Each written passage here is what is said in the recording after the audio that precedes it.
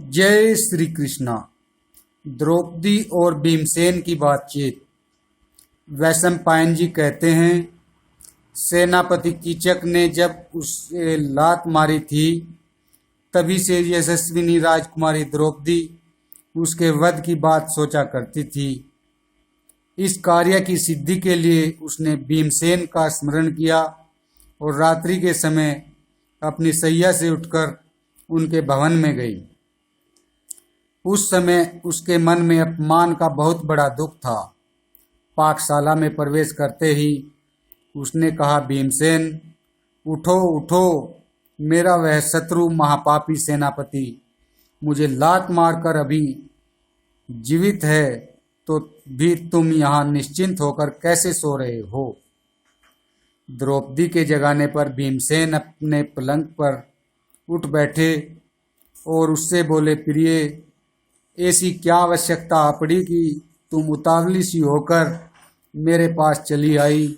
देखता हूँ तुम्हारे शरीर का रंग अस्वाभाविक हो गया है। तुम दुर्बल और उदास हो रही हो। क्या कारण है? पूरी बात बताओ, जिससे मैं सब कुछ जान सकूं। द्रौपदी ने कहा, मेरा दुख क्या तुमसे छिपा है?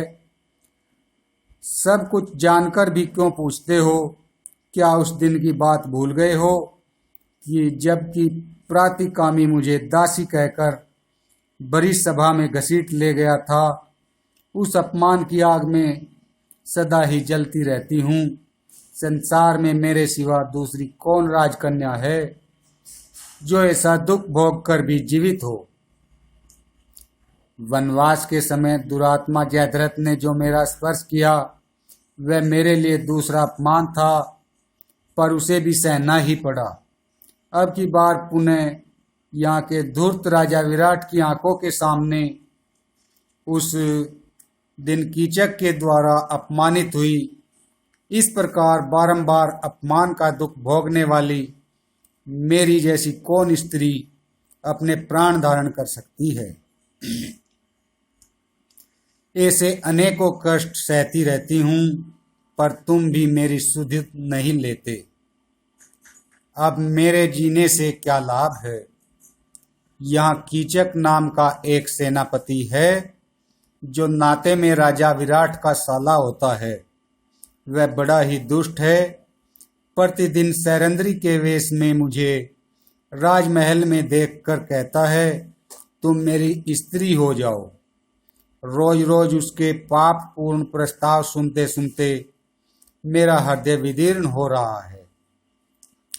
इधर धर्मात्मा युधिष्ठिर को जब अपनी जीविका के लिए दूसरे राजा की उपासना करते देखती हूँ तो बड़ा दुख होता है।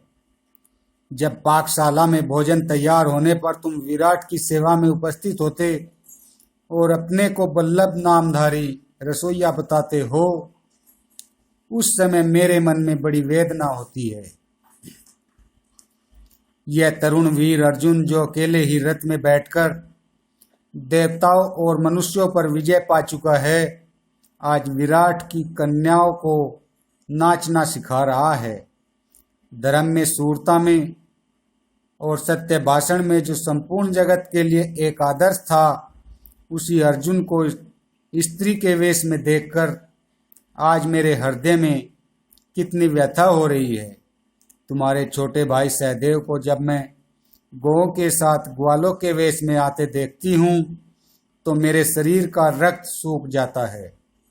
मुझे याद है, जब वन को आने लगी, उस समय माता कुंती ने रोकर कहा था, पांचाली, सहदेव मुझे बड़ा प्यारा है। वह मधुरभाषी, धर्मात्मा तथा अपने सब भाइयों का आदर करने वाला है, किंतु है बड़ा संकोची। तुम इसे अपने हाथ से भोजन कराना, इसे कष्ट न होने पाए। यह कहते कहते उन्होंने सहदेव को छाती से लगा लिया था। आज उसी सहदेव को देखती हूँ, रात दिन गौओं की सेवा में जुटा रहता है और रात को बछड़ों के चमड़े बिछाकर सोता है। यह सब दुख देखकर भी मैं किस लिए जीवित हूँ? समय का फेर तो देखो। जो सुंदर रूप अस्त्र विद्या और मेधा शक्ति इन तीनों से सदा संपन्न रहता है, वह नकुल आज विराट के घर घोड़ों की सेवा करता है। उनकी सेवा में उपस्थित होकर घोड़ों की चालें देखता हूँ। क्या यह सब देखकर भी मैं सुख से रह सकती हूँ? राजा युधिष्ठिर को जुए का व्यसन है और उसी के कारण मुझे इस राजभवन में सरंद्री के रूप में रहकर रानी सुदेशना की सेवा करनी पड़ती है। पांडवों की महारानी और द्रुपद नरेश की पुत्री होकर भी आज मेरी यह दशा है। इस अवस्था में मेरे सिवा कौन स्त्री जीवित रहना चाहेगी? इस कलेश से कौरव, पांडव तथा पांचाल वंश का भी अपमान हो रहा है। तुम सब लोग जीवित हो और मैं इस अयोग्य अवस्था में पड़ी हूँ। एक दिन समुद्र के पास तक की सारी पृथ्वी जिसके अधीन थी, आज वहीं द्रौपदी सुदेशना के अधीन हो उसके भय से डरी रहती है। कुंती नंदन, इसके सिवा एक और ऐसा है दुख जो मुझ पर आ पड़ा है, सुनो।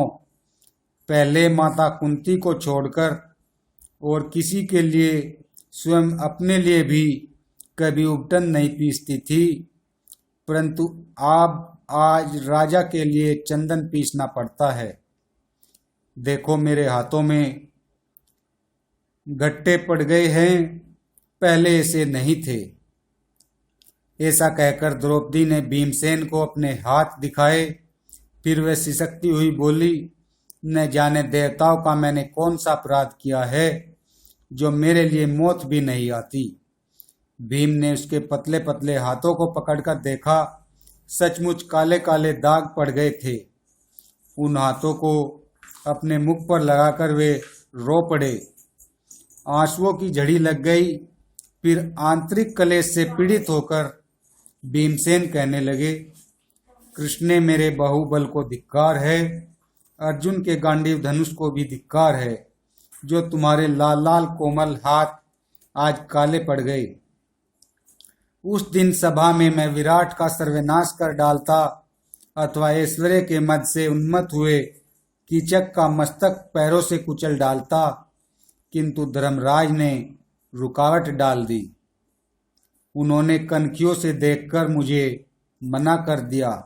इसी प्रकार राज्य से छूत होने पर भी जो कौरवों का वध नहीं किया कर गया, दुर्योधन, कर्ण, शकुनी और दुशासन का सिर नहीं काट लिया गया, इसके कारण आज भी मेरा शरीर क्रोध से जलता रहता है।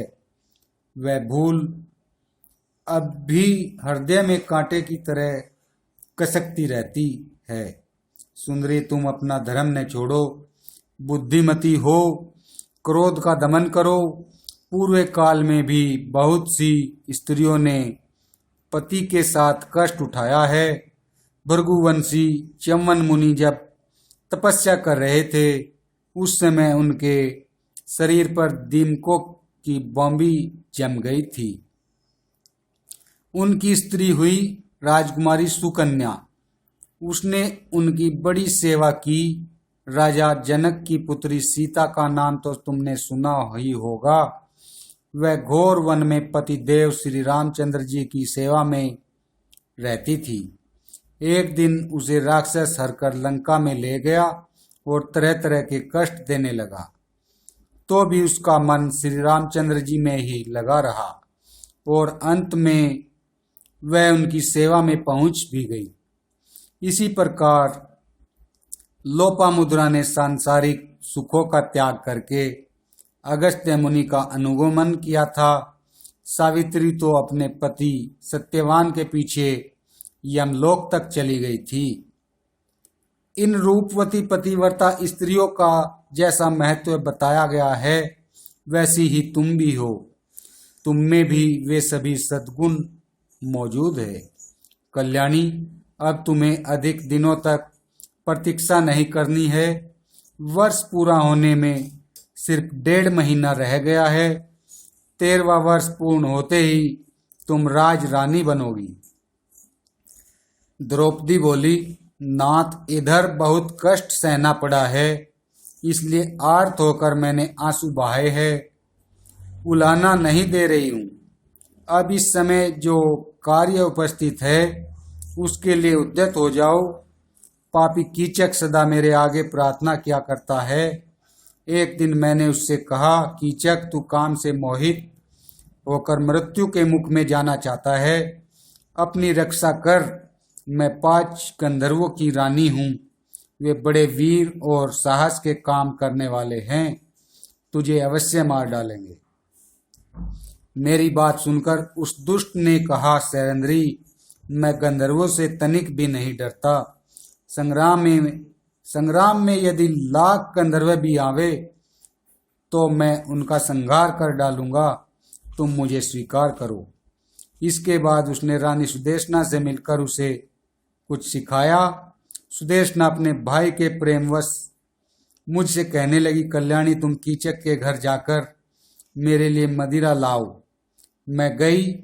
पहले तो उसने अपनी बात मान लेने के लिए समझाया, किंतु जब मैंने उसकी प्रार्थना ठुकरा दी तो उसने कुपित होकर बलात्कार करना चाहा। उस दुष्ट का मनोभाव मुझसे छिपा न रहा, इसलिए बड़े वेग से भागकर मैं राजा की शरण में गई। वहां भी पहुंचकर उसने राजा के सामने ही मेरा स्पर्श किया और पृथ्वी पर गिराकर लात मारी। कीचक राजा का सारथी है। राजा और रानी दोनों ही उसे बहुत मानते हैं, परंतु है वह बड़ा ही पापी और क्रूर। प्रजा रोती चिल्लाती रह जाती है और वह उसका धन लूट लाता है। सदाचार और धर्म के मार्ग पर तो वह कभी चलता ही नहीं। उसका भाव मेरे प्रति खराब हो चुका है। जब मुझे देखेगा कुत्सित प्रस्ताव करेगा और ठुकराने पर मुझे मारेगा। इसलिए अब मैं अपने प्राण दे दूंगी। वनवास का समय पूरा होने तक यदि चुप रहोगे तो इस बीच में पत्नी से हाथ धोना पड़ेगा। अक्षत्रिय का सबसे मुख्य धर्म है शत्रु का नाश करना, परंतु धर्मराज के और तुम्हारे देखते देखते कीचक ने मुझे लात मारी और तुम लोगों ने कुछ भी नहीं किया। तुमने जटासुर से मेरी रक्षा की है। मुझे हर कर ले जाने वाले जयद्रथ को भी पराजित किया है। अब इस पापी को भी मार डालो। यह बराबर मेरा अपमान कर रहा है। यदि यह सूर्योदय तक जीवित रह गया तो मैं विष घोलकर पी जाऊंगी। भीमसेन, इस कीचक के अधीन होने की अपेक्षा तुम्हारे सामने प्राण त्याग देना मैं अच्छा समझती हूँ। यह कहकर द्रौपदी भीमसेन के वक्ष पर गिर पड़ी और फूट फूट कर रोने लगी। भीम ने उसे हृदय से लगाकर आश्वासन दिया। उसके आंसुओं से भीगे हुए मुख को अपने हाथ से पोंछा और कीचक के प्रति कुपित होकर कहा, कल्याणी, तुम जैसा कहती हो वही करूंगा। आज कीचक को उसके बंधु बांधवों सहित मार डालूंगा। तुम अपना दुख और शोक दूर कर आज सायंकाल में उसके साथ मिलने का संकेत कर दो। राजा विराट ने जो नई नृत्यशाला बनवाई है उसमें दिन में तो कन्याएं नाचना सीखती है, परंतु रात में अपने घर चली जाती है। वहाँ एक बहुत सुंदर मजबूत पलंग भी बिछा रहता है। तुम ऐसी बात करो जिससे कीचक वहाँ आ जाए, वहीं मैं उसे यमपुरी भेज दूंगा। इस प्रकार बातचीत करके दोनों ने शेष रात्रि बड़ी विकलता से व्यतीत की और अपने उग्र संकल्प को मन में ही छिपा रखा। सवेरा होने पर कीचक पुनः राजमहल में गया और द्रौपदी से कहने लगा, सैरंद्री, सभा में राजा के सामने ही तुम्हें गिराकर मैंने लात लगा दी। देखा मेरा प्रभाव। अब तुम मुझ जैसे बलवान वीर के हाथों में पड़ चुकी हो। कोई तुम्हें बचा नहीं सकता। विराट तो कहने मात्र के लिए मत्स्य देश का राजा है, वास्तव में तो मैं ही यहाँ का सेनापति और स्वामी हूँ। इसलिए भलाई इसी में है कि तुम खुशी खुशी मुझे स्वीकार कर लो, फिर तो मैं तुम्हारा दास हो जाऊंगा। द्रौपदी बोली, कीचक, यदि ऐसी बात है तो मेरी एक शर्त स्वीकार करो। हम दोनों के मिलन की बात तुम्हारे भाई और मित्र भी न जानने पावे। कीचक ने कहा, सुंदरी, तुम जैसा कह रही हो वही करूंगा। द्रौपदी बोली, राजा ने जो नृत्यशाला बनवाई है वह रात में सुनी रहती है, अतः अंधेरा हो जाने पर तुम वहीं आ जाना। इस प्रकार कीचक के साथ बात करते समय द्रौपदी को आधा दिन भी 1 महीने के समान भारी मालूम हुआ। तत्पश्चात वह दर्प में भरा हुआ अपने घर गया। उस मूर्ख को यह पता न था कि शैलेंद्री के रूप में मेरी मृत्यु आ गई है। इधर द्रौपदी पाकशाला में जाकर अपने पति भीमसेन से मिली और बोली, परंतप तुम्हारे कथनानुसार मैंने कीचक से नृत्यशाला में मिलने का संकेत कर दिया है। वह रात्रि के समय उस सूने घर में अकेले आवेगा, अतः आज अवश्य उसे मार डालो। भीम ने कहा, मैं धर्म, सत्य और भाइयों की शपथ खाकर कहता हूं कि इंद्र ने जिस प्रकार वृत्रासुर को मार डाला था उसी प्रकार मैं भी कीचक का प्राण ले लूंगा। यदि मत्स्य देश के लोग उसकी सहायता में आएंगे तो उन्हें भी मार डालूंगा। इसके बाद दुर्योधन को मारकर पृथ्वी का राज्य प्राप्त करूंगा। द्रौपदी बोली, नाथ, तुम मेरे लिए सत्य का त्याग न करना, अपने को छिपाए हुए ही कीचक को मार डालना। भीम ने कहा, भीरू, तुम जो कुछ कहती हो वही करूंगा। आज कीचक को मैं उसके बंधुओं सहित नष्ट कर दूंगा। जय श्री कृष्णा।